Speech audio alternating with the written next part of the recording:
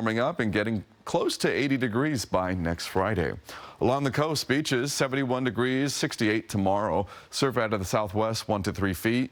And the temperatures will be in the mid-60s for much of the week. And then Friday, there's that warming trend coming back. 69 degrees, pretty much 70 going into next weekend.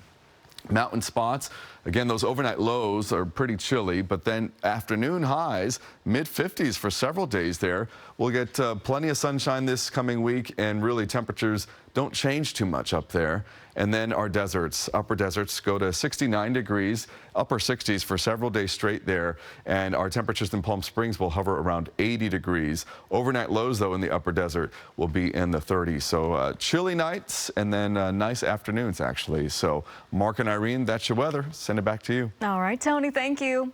Now let's take a look at some of our headlines this morning. Now at 5 a.m., community members in Hollywood on high alert this morning after a woman was shot and killed on a residential street. The latest on the investigation. A lot of work went into each individual scene that was created. To have it all disappear in one fell swoop, pretty disheartening. And thieves get away with large-scale model railroads from a Monrovia business. A closer look at the surveillance video and reaction from the man who spent countless hours creating those models. Plus, from Black Friday to Small Business Saturday, today is the day to spotlight mom and pop shops. We are live from Pasadena speaking to some local business owners. Now, Southern California's news leader, ABC 7 Eyewitness News. Good morning now, 5 a.m. here on your Saturday. Thanks for waking up with us. I'm Mark Cotorobles. And I'm Irene Cruz. Homicide detectives are investigating the shooting death of a woman on a sidewalk in Hollywood. It happened around 4 yesterday afternoon outside an apartment complex on Barton Avenue near Vine Street. Neighbors reported hearing multiple gunshots. The LAPD is not releasing many details this morning, but detectives say it appears to be an isolated incident and any danger is over. I understand why the community is concerned. Obviously, this is going to make anybody frightened, but I am not worried at all about the safety of this community. So I think they can rest assured that this is not going to be something that affects them.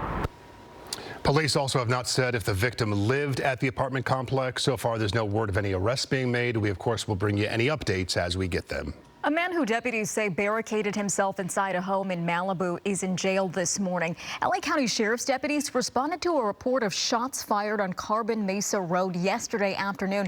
That's when they heard more gunshots and called in additional resources.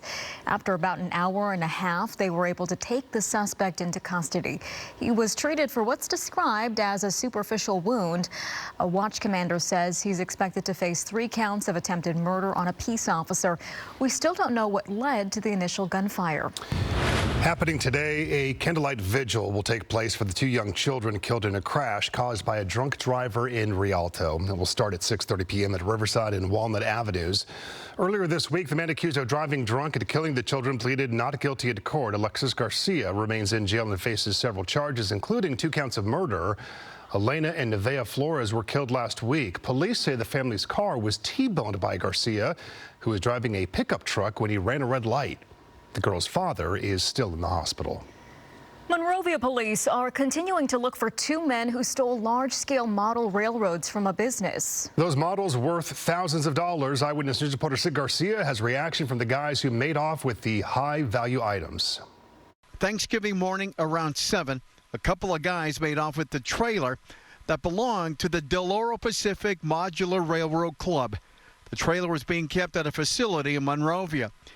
Inside, thousands of dollars of large-scale modular scenery. The club is participating in a show down in Orange County. However, there's heartbreak after learning that one of their trailers was stolen. Dennis Packer spent hundreds of hours creating scenery that was stored in the trailer that was stolen. A lot of work went into each individual scene that was created.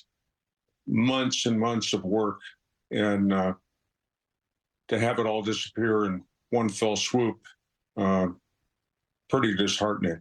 The club has filed a police report with Monrovia PD. The trailer and contents is worth tens of thousands of dollars. However, what was stolen was all made from scratch, not from kits. And some of the scenery belonged to members who have since passed away.